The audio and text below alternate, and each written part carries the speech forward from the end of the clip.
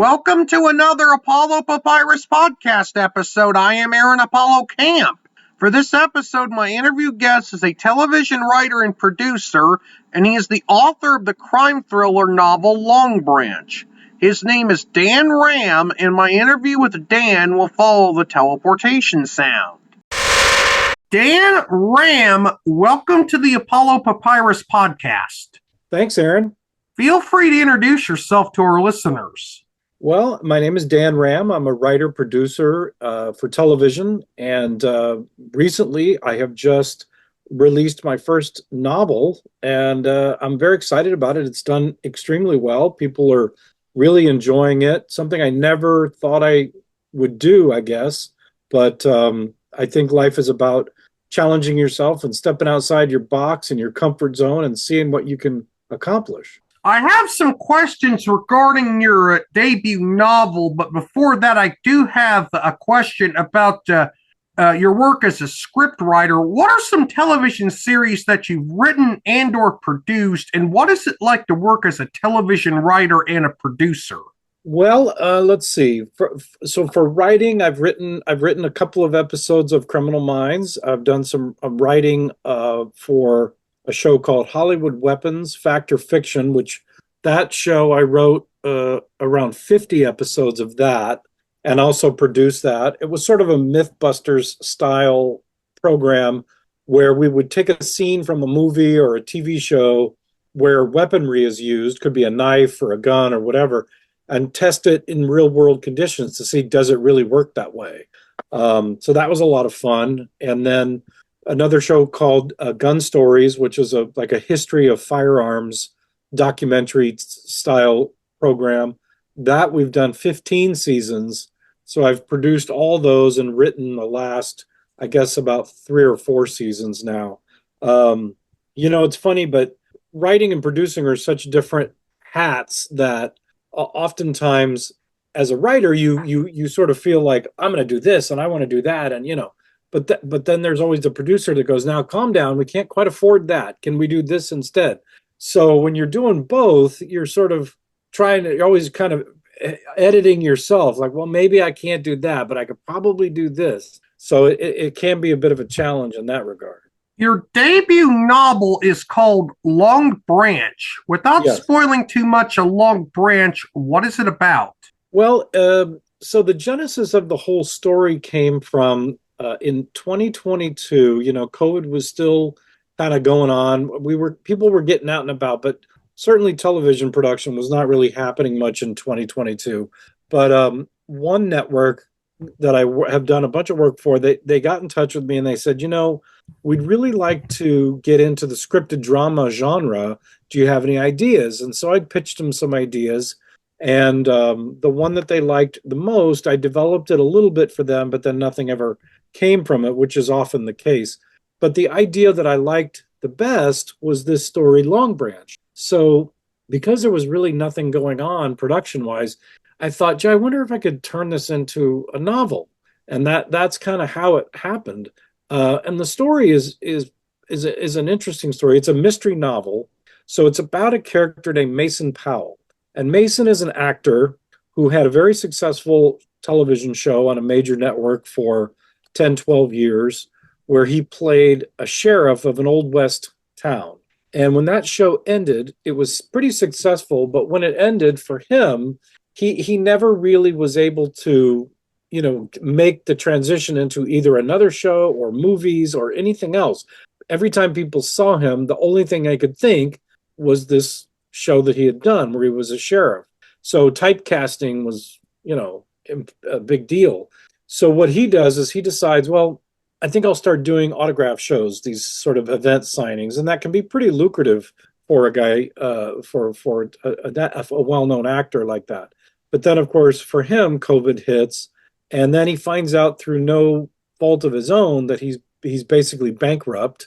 And he comes up with this idea that if he goes back to his hometown of Long Branch, Georgia, that he knows a way that he could make some money pretty quickly if he does. So he heads back to Long Branch, and he's not been back there in a very, very long time, years and years, maybe decades. But he sort of runs into some old high school friends And in doing so, he finds out that a crime has been committed in Long Branch about 20 years ago that he himself may have actually played a part in. And I know that may not make sense, but when you read, you'll see exactly what that means. So now he's stuck in, basically, he doesn't want to leave Long Branch till he gets to the bottom of this thing. And along the way, his life is threatened. People attempts on his life. It just there are forces at work against him to keep him from uncovering whatever the truth is. So it's kind of a page turner. I mean, all the reviews that I've been getting, which have been wonderful, are how people couldn't put it down. They wanted to keep going. Every chapter would end in a way they wanted to read the next chapter, which was intentional on my part, because when you write for television, you're basically writing to commercial breaks. So every time a commercial comes, if you watch a lot of television, you're sitting there and you're watching your favorite show, and all of a sudden something happens, and you're like, "Oh my God, what was that?" And then it's a commercial, and that's how they get you to come back and watch after the commercial. So I tried to implement that same sort of philosophy in writing a novel, is that if every chapter ended in a certain way, so that you were really so curious about what was going to happen in the next chapter, that would keep people reading the book. So I'm very happy that that's been working. Was the main character in Long Branch, Mason Powell, based on any actors you worked with? That's a great question. Yes, he's kind of a combination of some actor friends of mine. I mean, acting is a very cruel business because you have to have a very thick skin. You get rejected a lot. You get told things that you don't want to hear. You're too fat, you're too thin, you're too old, you're too young, you're too beautiful, you're too ugly. I mean, you name it. They'll tell you everything. And so I do know some actors that are really wonderful actors, and just for whatever reason they got to that certain point in their career and they just never were able to make that next step. So yeah, he's kind of a combination of people that I know. Why did you decide to set Long Branch in Georgia? And for our international listeners, I'm referring to the U.S. state, not the country Not in the the country. Caucasus Mountains. Yeah, And is the Georgia. fictional town of Long Branch based on real life towns in Georgia? Yes, it is. So a few years ago, or a few years prior to me writing the book, I had worked on a show in a little town called Hamilton, Georgia, which is about, I don't know, maybe 100 miles south of Atlanta. And it is this town. I mean, it's a quaint little town, maybe 15, 1,600 people.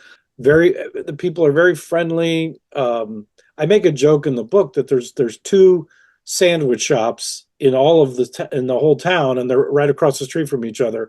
And that's based on a fact that in this little town of Hamilton, there's a sandwich shop called Blimpie's on one side of the street, and right across the street is Subway. And so I had asked somebody there, I go, which one do you go to? And they said, well, we alternate. That way it keeps it interesting. but but it's based on this little town called Hamilton in Georgia, and I was just so enamored with this town. I thought it was such a beautiful place that when you write, it really helps if you have a vision in your mind of a place you've been or a person to base your work on, and that's what I did. There is an audiobook version of Long Branch, and it was narrated by a longtime business partner of yours, Joe Mantegna. Did I pronounce his last name correctly? You did. You did. Feel free to tell our listeners more about Joe and your business partnership with him. Well, I met Joe. So when I first moved from Kansas City, Missouri, out to Los Angeles, I was doing construction because that's what I had done during the summertime when I was going to school and things. And so when I moved to California, I got a job doing construction, and that's kind of what I stuck to for most of that, 10 to 12 years. And one day I got a call from a woman named Arlene to come look at their house, a problem they were having with their house. So I went over there, and it turned out to be Joe Mantegna's house, and Arlene was Joe's wife. And I met Joe, and Joe and I sort of just clicked. I don't know why. I can't really explain it. We we just sort of liked each other right away. And he is certainly not what you would consider a pretentious person at all. He's a very, very normal Midwestern guy. And so I think being a Midwestern guy myself, I mean, maybe that was our connection. And that and our mutual admiration for Frank Sinatra and Dean Martin. And so Joe and I just developed a friendship over about a 2 year period. And then in 2001, I had sold my business, and he asked me what I was going to do next, and I told him I didn't know. And he said, "Well, you know what? I just got a series for CBS. Maybe you want to come work for me." And I was like, "Sure, I'll come work for you." And that was 23 years ago. So it's been and you know, and I liked writing. I didn't go to college. I didn't take writing really in school, but I did enjoy writing stories. And so there was a point when I'd been working for him about 3 years where that came up, that I enjoyed writing. And he asked me, "Is that something you want to do?" And I said, "Yeah, I think it is." And so he began encouraging that in me, and basically told me to read every screenplay that came across his desk, which I did. And I learned a lot from that. And I just kept writing. And every time I wrote something, I'd show it to him, and he would critique it. Not It wasn't always good, that's for sure, but eventually it started to get good, and he recognized that. And then I started writing for television shows, and producing TV, and it's just been a wonderful ride.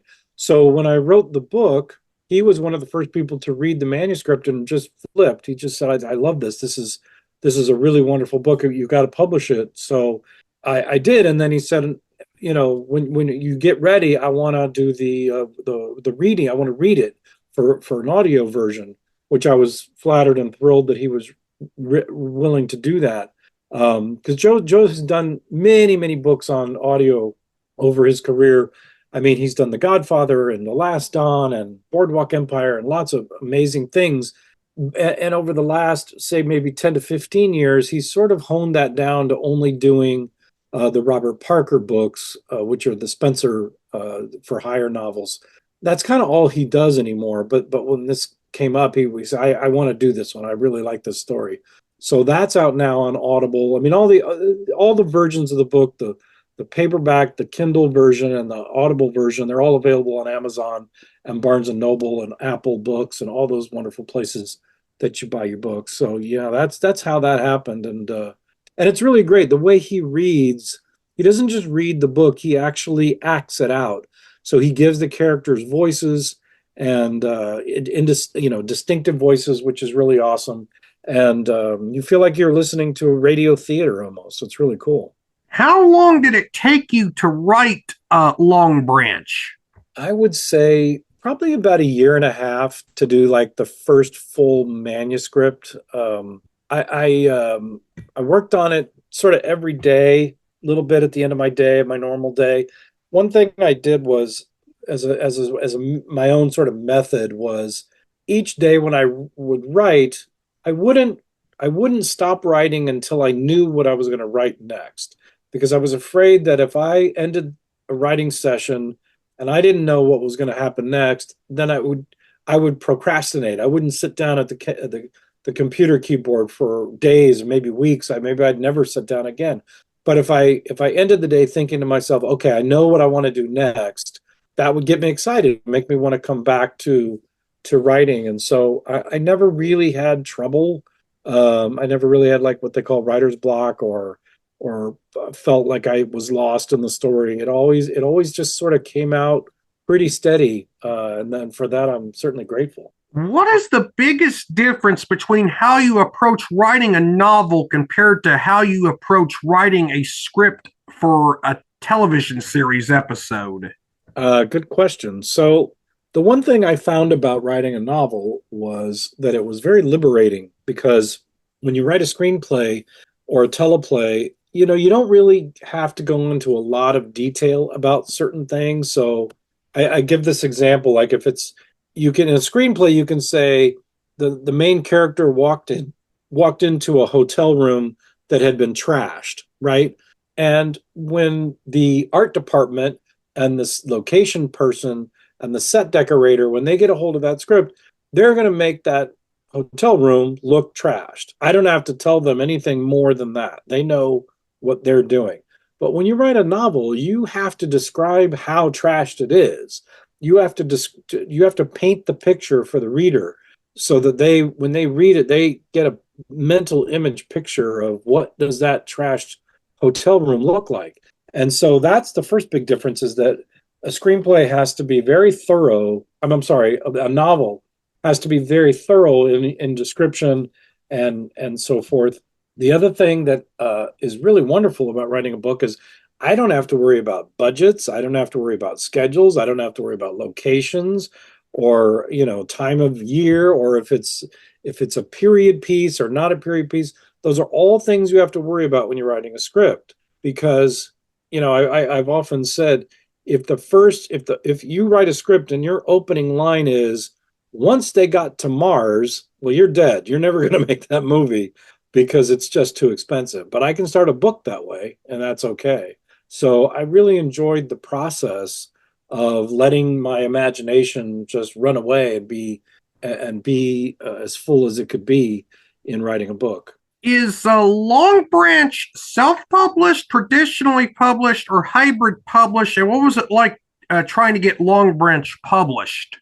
Well, what I did when I first, it's self-published, and the reason why is because when I finished writing it and I was done with the manuscript, and I'd had a few friends, including Joe, sign off and say, "Yeah, this is good. You got to go get this published." First thing I did is I hired a professional book editor, because I can edit a script, but a book is a different world. So I thought I better hire a professional to do that. So I hired this woman named Cara Highsmith, and she was a really wonderful editor. And when she got done with it, she said, very rarely do I have a screenwriter jump the gap to writing novels, but you've done it very successfully, and I think you could really get this thing published. I'd like to introduce you to an agent. Oh, wonderful. So I met this agent, and then he read it and he really liked it a lot. And he said, "Look, I'm sure I could sell this for you, but before I do, you got to understand one thing. You're a first time novelist, which means two things. First, it'll probably take about 2 years for this to get out, to be published. And secondly, the publisher is probably going to take about 80% of your royalties." And so I said, "Wow, so what do you suggest?" He said, "I suggest you publish it yourself, build an audience so that when you write another book or maybe a sequel to this book, then you go to a publisher and say, like, okay, here's my track record. Here's the first book. I want to write a second one. What do you want to do?" You probably have a much better chance. So that's the route I decided to go. And and I already have a job. I already make money doing what I do. So this wasn't like, I wasn't looking to get rich off of it. It started out as, could I do it? And then it's sort of turned into, wow, everybody really likes it. Maybe I should do more of these. So I'm pretty happy with the way it's gone. Prior to becoming a television writer and producer, you were a construction worker. That's How were true. you able to go from being a construction worker to a career in television? That's funny you asked that, because when I started to work for Joe, maybe 2-3 weeks after working for him, I asked him one day. I said, "Why did you hire me? Like, I have zero experience in this world, and you must know people. You must have friends. You must know other people that know this world. Why would you not hire one of them instead of me?" And he said, "Well, believe it or not, being a good producer is a lot like being a good contractor." And he said, a good contractor hires the right people, understands, like, well, I need a good plumber, I need a good electrician, I need a good roofer, I need a good carpenter, all these different things, and then manages those people to get the thing done. He said a producer is the same thing. Producer hires crew, camera guy, director, script supervisor, costumer, makeup, all those things. Then he oversees to make sure that they get the job done. And he basically, his compliment to me was like, "You're a great contractor. You'll make a great producer." So that was how it happened. What is the best advice you could offer for anyone in the movie, television, or playwriting world who is considering writing a novel? I would say, write what you know.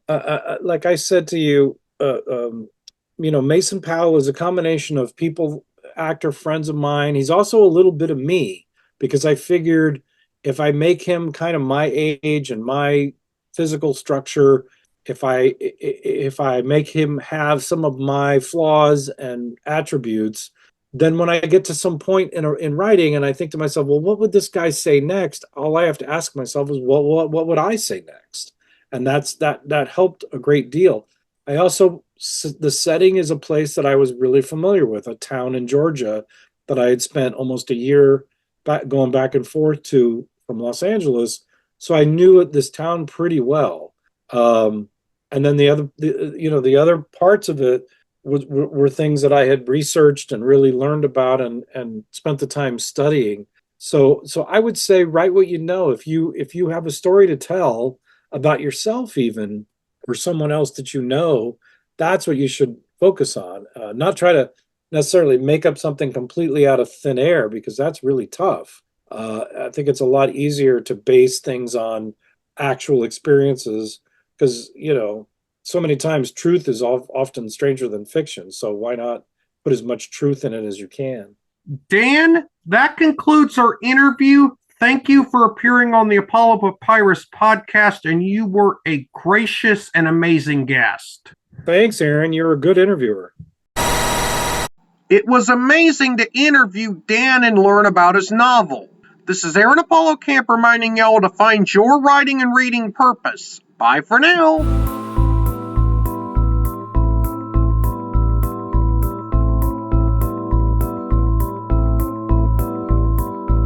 Copyright 2024, Aaron Apollo Camp, all rights reserved. This podcast episode is intended for the private listening of our audience. Any reuse or retransmission of this episode without the express written consent of the podcast host is prohibited, except under fair use guidelines. Royalty-free music and sound effects obtained from https://www.zapsplat.com.